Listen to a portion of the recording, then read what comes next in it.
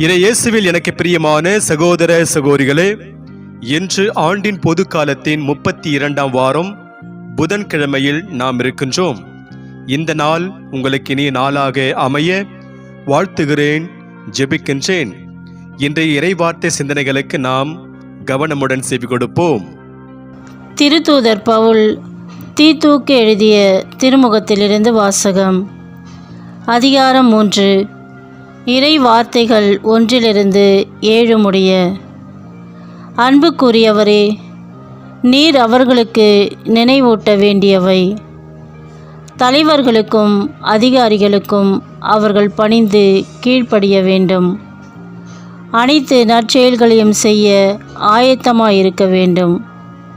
எவரையும் பழித்துரைக்கலாகாது, சண்டையிடலாகாது.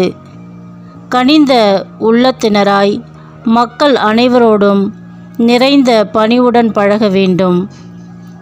ஏனெனில் நாமும் ஒரு காலத்தில் அறியாமையில் இருந்தோம், கீழ்ப்படியாமல் இருந்தோம், நெறி தவறி சென்றோம். தீய நாட்டங்களுக்கும் பல்வகை சிற்றின்பங்களுக்கும் அடிமைகளாயிருந்தோம். தீமையிலும் பொறாமையிலும் உழன்றோம். காழ்ப்புணர்ச்சி கொண்டவராய் ஒருவர் மற்றவரை வெறுத்தோம். நம் மீட்பராம் கடவுளின் நன்மையும் மனித நேயமும் வெளிப்பட்டபோது நாம் செய்த அறச்செயல்களை முன்னிட்டு அல்ல, மாறாக தம் இரக்கத்தை முன்னிட்டு புது பிறப்பு அளிக்கும் நீரினாலும் புதுப்பிக்கும் தூய ஆவியாலும் கடவுள் நம்மை மீட்டார். அவர் நம் மீட்பராகிய இயேசு கிறிஸ்துவின் வழியாக தூய ஆவியை நம்மீது நிறைவாக பொழிந்தார். நாம் அவரது அருளால் அவருக்கு ஏற்புடையவர்களாகி தாம் எதிர்நோக்கி இருக்கும் நிலை வாழ்வை உரிமை பேராக பெறும் பொருட்டே இவ்வாறு செய்தார். ஆண்டவரின் அருள்வாக்கு. இறைவனுக்கு நன்றி. பதிலுரை பாடல் பல்லவி. ஆண்டவரே என் நாயர், எனக்கேதும் குறையில்லை. ஆண்டவரே என் நாயர், எனக்கேதும் குறையில்லை. பசும்புல் வெளி மீது என்னை அவர் இளைப்பாற செய்வார். அமைதியான நீர்நிலைகளுக்கு என்னை அழைத்துச் செல்வார். அவர் எனக்கு புத்துயிர் அளிப்பார். பல்லவி. ஆண்டவரே என் நாயர், எனக்கேதும் குறையில்லை. தம் பெயருக்கேற்ப என்னை நீதி வழி நடத்துவார்.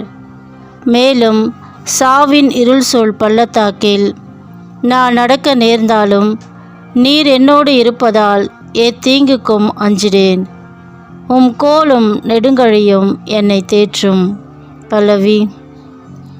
ஆண்டவரே என் நாயர், எனக்கேதும் குறையில்லை. என்னுடைய எதிரிகளின் கண்முன்னே எனக்கு ஒரு விருந்தினை ஏற்பாடு செய்கின்றேன். என் தலையில் நறுமண தைலம் பூசுகின்றேன்.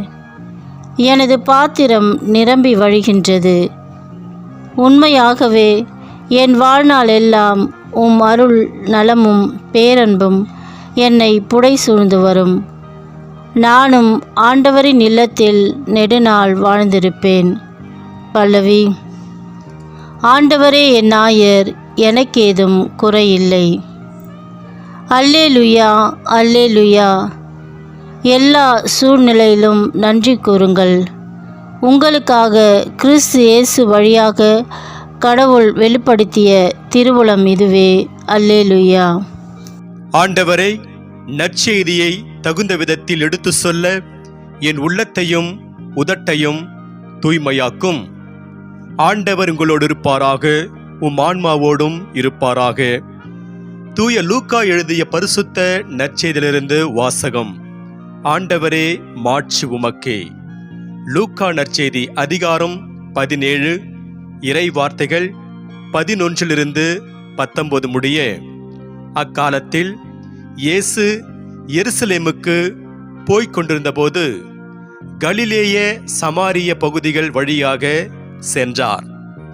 ஓர் ஊருக்குள் வந்தபொழுது 10 தொழுநோயாளர்கள் அவருக்கு எதிர்கொண்டு வந்து தூரத்தில் நின்று கொண்டே, ஐயா, இயேசுவே, எங்களுக்கு இரங்கும் என்று உரக்க குரல் எழுப்பி வேண்டினார்கள். அவர் அவர்களை பார்த்து, நீங்கள் போய் உங்களை குருக்களிடம் காண்பியுங்கள் என்றார். அவ்வாறே அவர்கள் புறப்பட்டு போகும்போது அவர்கள் நோய் நீங்கிற்று. அவர்களுள் ஒருவர் தம் பிணி தீர்ந்திருப்பதை கண்டு உரத்த குரலில் கடவுளை போற்றி புகழ்ந்து கொண்டே இயேசுவிடம் திரும்பி வந்தார். அவருடைய காலில் முகங்குப்புற விழுந்து அவருக்கு நன்றி செலுத்தினார். அவரோ ஒரு சமாரியர். இயேசு அவரை பார்த்து, 10 பேர்களில் நோயும் நீங்கவில்லையா? மற்ற 9 பேர் எங்கே? கடவுளை போற்றி புகழ அந்நியராகிய உம்மை தவிர வேறு எவரும் திரும்பி வர காணோமே என்றார். பின்பு அவரிடம், எழுந்து செல்லும், உமது நம்பிக்கை உமக்கு நலமளித்தது என்றார். ஆண்டவரின் அருள்வாக்கு. கிறிஸ்துவே உமக்கு புகழ். நற்செய்தி வாக்கினால் என்னுடைய பாவங்கள் அகல்வதாக. ஆமென். நன்றியுணர்வும் நல்வாழ்வும். இறையேசுவில் எனக்கு பிரியமான சகோதர சகோதரிகளே, ஒரு படகில் சிலர் ஆற்றை கடந்து கொண்டிருந்தனர். அதே படகில் ஒரு தாய் தன்னுடைய குழந்தையுடன் பயணம் செய்தார். குழந்தையை மிக கவனமாகவே வைத்திருந்த அந்த தாய் எப்படியோ குழந்தையை கை தவறி ஆற்றில் விட்டுவிட்டார். இதனால் அவர், என்னுடைய குழந்தையை யாராவது காப்பாற்றுங்கள், காப்பாற்றுங்கள் என்று சத்தம் போட்டு அழத் தொடங்கினார்.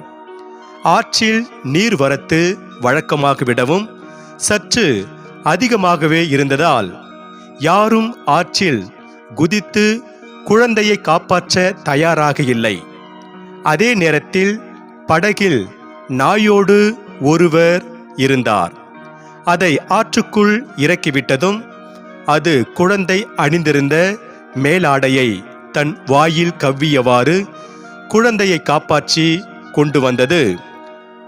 குழந்தையை பார்த்ததும் போன உயிர் திரும்பி வந்தது போல தாய் அதை தன் மார்போடு அணைத்து கொண்டு முத்தமிட்டார். அத்தோடு அவர் நின்று விடாமல் தன் குழந்தையை காப்பாற்றி கையில் சேர்த்த நாயையும் அணைத்து முத்தமிட்டு தன் நன்றியுணர்வை தெரிவித்தார் அந்த தாய். இதிலிருந்து நமக்கு என்ன தெரிகிறது இறையேசுவில் பிரியமானவர்களே?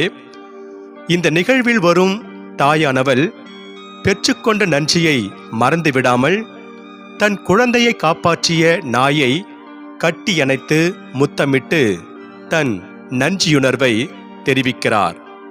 ஆம், இன்று நாம் வாசிக்க கேட்ட இறை வார்த்தை கடவுளிடமிருந்து பெற்ற நன்மைகளுக்கு நன்றி உணர்வுடன் இருக்க வேண்டும் என்றும் நற்செயல்கள் செய்ய வேண்டும் என்றும் எடுத்து கூறுகிறது. இயேசு கிறிஸ்து கலிலேயாவிலிருந்து சமாரியர்கள் வாழும் பகுதி வழியாக எருசலேமிற்கு செல்கிறார். வழியில் அவர் 10 தொழு நோயாளர்களை எதிர்கொள்கிறார். இந்த 10 பேரும் இயேசுவை பார்த்ததும், ஐயா, இயேசுவே, எங்களுக்கு இரங்கும் என்கிறார்கள். இவர்கள் இயேசு யார் என்பதையும் அவர் செய்த வல்ல செயல்கள் என்னென்ன என்பதையும் நன்றாக அறிந்திருப்பார்கள். அதனால்தான் இயேசு தங்களுக்கு இரங்க வேண்டும் என்று அவர்கள் கெஞ்சி கேட்கிறார்கள். இயேசுவும் அவர்கள் மீது இறங்கி அவர்களிடம், நீங்கள் போய் உங்களை குருக்களிடம் காண்பியுங்கள் என்கிறார். தொழு நோயால் பாதிக்கப்பட்டிருக்கும் ஒருவர் நலமடைந்த பிறகு குருக்களிடம் காண்பிப்பது யூத வழக்கம். அதனாலேயே இயேசு அவ்வாறு சொல்கிறார். ஆனால் 10 பேரில் ஒருவர் மட்டும் இயேசுவிடம் திரும்பி வந்து தன்னுடைய நன்றியை தெரிவிக்கிறார். அவரோ ஒரு சமாரியர். அப்போதுதான் இயேசு அவரை பாராட்டுகிறார்.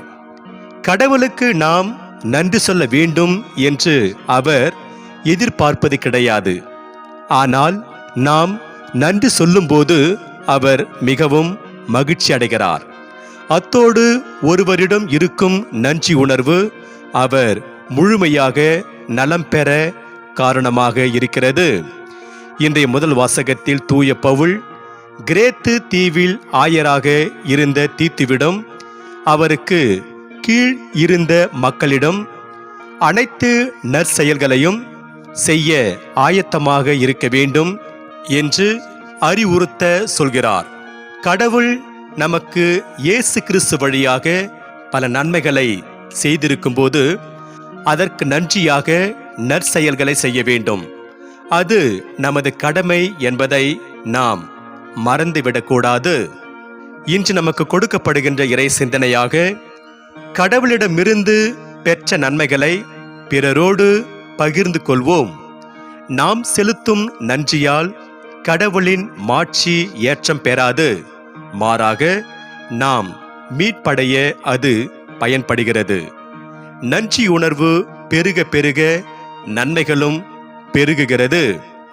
இன்று நமக்கு கொடுக்கப்படுகின்ற இறை வார்த்தையாக ஆண்டவருக்கு நன்றி செலுத்துங்கள், ஏனெனில் அவர் நல்லவர், என்றென்றும் உள்ளது அவரது பேரன்பு என்று திருப்பாடல் 118 அதிகாரம் 29 வசனத்திலே திருப்பாடல் ஆசிரியர் கூறுகிறார். எனவே இறையேசுவில் பிரியமானவர்களே, நாம் பேரன்பு மிக்க ஆண்டவருக்கு நன்றி செலுத்தி இறை அருளை நிறைவாக பெறுவோம்.